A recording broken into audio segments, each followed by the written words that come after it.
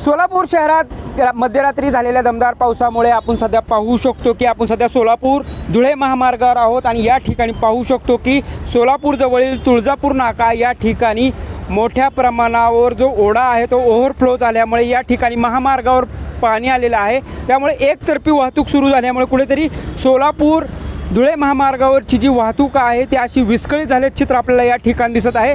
वाहनांच्या लांबच लांब रांगा या ठिकाणी आपल्याला पाहायला मिळत आहे।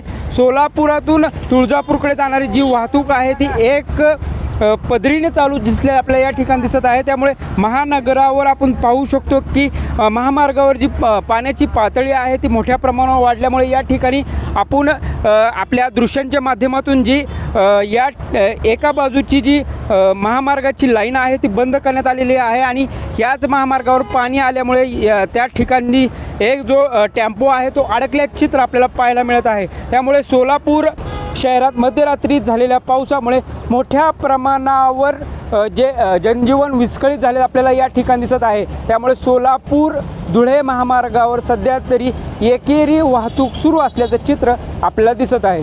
प्रीतम पंडित, न्यूज 18 लोकमत, सोलापूर।